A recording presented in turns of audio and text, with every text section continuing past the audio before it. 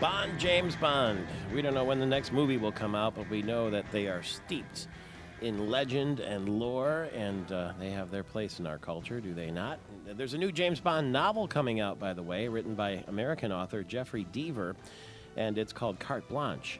And in this book, Carte Blanche, and no word if it's going to be made into a movie yet or not, he's got a new cocktail that he likes. Instead of the vodka martini, he's got Crown Royal whiskey, triple sec, Angostura bitters, and a twist of orange peel. And that cocktail is shaken, not stirred. That remains. And so I was at the Detroit Athletic Club yesterday, and I asked the bartender there to make one for me to see what it was like. Because, you know, in my back of my mind, I think I'm James Bond. It's my alter ego, along with Batman and some others. And one of the other ways that it's always fun to go and pretend you're James Bond is to be in a casino environment, which, you know, in many of the movies, he's in the casino most of the time playing a game called Baccarat. And you'd be surprised how many times you say to someone, I played Baccarat, and they say, well, how does that game work? And so Lance Allen is on the other end of our line right now, the director of table games at Firekeepers Casino. I will be there later today pretending to be James Bond. I'm going to be with Ken Devine, the past CEO of the Michigan PGA, and Barton Capelli, and the golf writer. And we're coming for gaming and lunch to get the holiday weekend started. Mr. Allen, good morning to you. Good morning, Michael.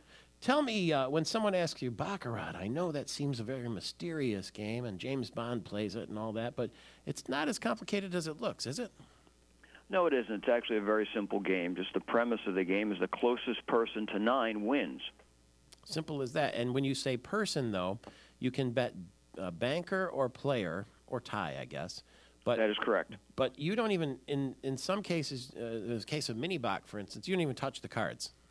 That's correct. In Mini-Bach, you don't touch the cards. The dealer actually deals the cards and exposes both hands so that the players can see whether they're betting on the banker or the player. So everybody bets either banker or player, whatever you want. And it's not like blackjack where if you're betting player, you get to decide whether you're taking a hit or not. You really make no decisions whatsoever other than what you're betting on, true? That is correct. And what's the allure of the game then? Seems like really almost like flipping coins.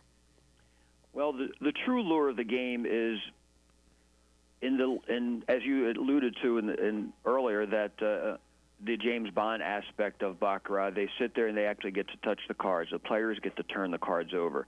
And then in that particular point, there is a little bit of mystery as they peel the cards back to see what card is underneath there as they turn the cards from side to side to expose them.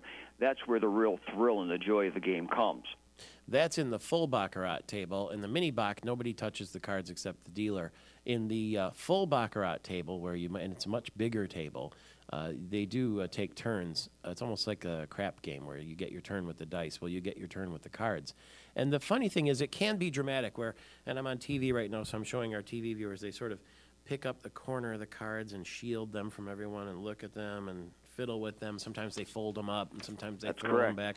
And the thing is, all of that is nothing but showmanship because you don't have to hide them because the cards play themselves. And it's just all kind of dramatic. The excitement of the game. Isn't that funny? Well, if you've ever had an opportunity to play it, you know exactly what they're talking about. And a lot of people, when they hear the yelling and screaming when the cards are exposed, they want to walk over and see what's going on, and that draws the excitement, and it does build within the casino. And in some sense, you know, you don't play against your fellow player unless he's betting banker and you're betting player. I guess in a way you're betting against each other. But you're really just betting the scheme. And then ties. What is that little poem the dealer always says when there's a tie? Do you know that poem? Press, change, or rearrange, ties often repeat. Yeah. And it seems to work out that way sometimes. But that's the beauty of it. There's a rhythm to it, and there's a poem to it, and there's this drama. But essentially, the cards go down, and it's all predetermined. If it's a certain number, a card is drawn. If not, it stands. And if you get a 9, you're a natural winner, right?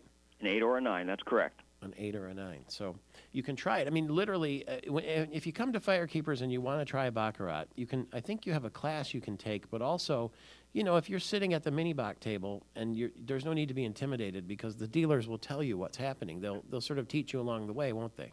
That is true. But starting next month, we are also going to be offering a different version of Baccarat, which we're calling Midi Bac, where the players will be able to touch and expose the cards. Oh, really? How will Yes. that be different?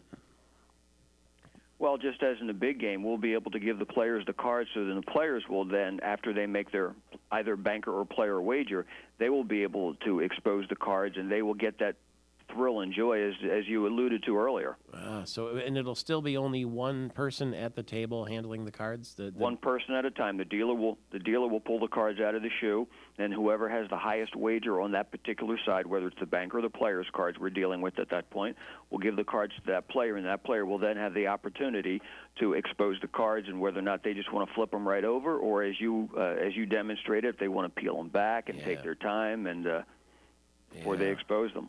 The other thing that's interesting about the game, and that there's an electronic board that shows you which, like past history. I don't know how many, it's the last 20 hands or whatever it is, if the player or the banker won, so you can look for trends or, play your hunch. Absolutely true. And you'll see on there sometimes that the ties do sometimes repeat. Yes, that does happen. And there's a board there that shows the ties, and there's also a board there that will show what the most recent Dragon bet was, which is a side bet available in the game also.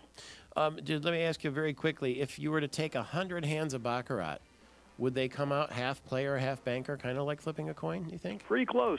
Is it? So you got to get in on the streaks. You got to get in when it's good.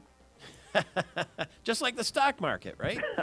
Well, that's why the board's there, so you get the opportunity to see. You'll see when the trends are up and the trends are down.